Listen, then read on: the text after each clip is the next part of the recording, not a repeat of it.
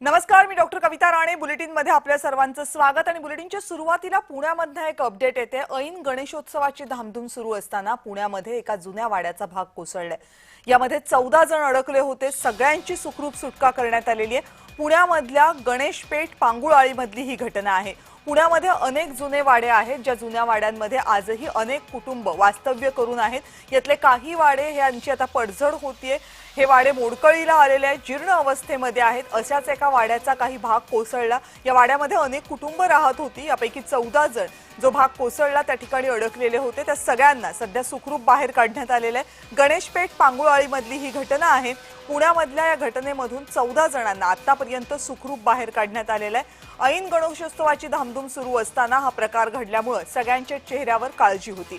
या घटनेसंदर्भातली आणखीन माहिती जाणून घेण्यासाठी जाऊयात माझे सहकारी रोहन कदम यांच्याकडे, जे पुण्याहून आपल्या सोबत आहेत. रोहन.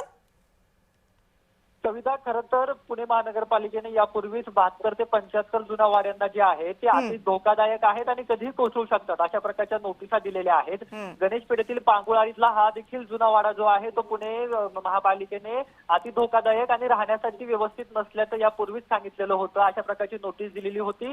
परंतु जुने भाडेकरू जे आहे ते काही करून या वाड्यातून जे आहे ते बाहेर जाण्यास तयार नव्हते. त्यांना सांगण्यात देखील आलेलं होतं अशी माहिती प्राथमिकदृष्ट्या मिळते. आणि ऐन गणेशोत्सवामध्ये हा वाड्याचा काही भाग जो आहे तो पडलेला आहे. अगदी ज्या ठिकाणाहून ये जा करावी लागते, ज्या ठिकाणाहून वाड्यामध्ये जावं लागतं तोच भाग जो आहे तो काहीसा कोसळल्याने मोठी चिंता जी आहे ती व्यक्त केली जात होती. परंतु अग्निशामक दलाने या सगळ्यांची देखील सुटका सुखरूपपणे केल्याची माहिती मिळते. जवळपास 14 जण या वाड्यामध्ये अडकलेले होते. यामधले 9 ते 10 जण वयोवृद्ध महिला पुरुष होते.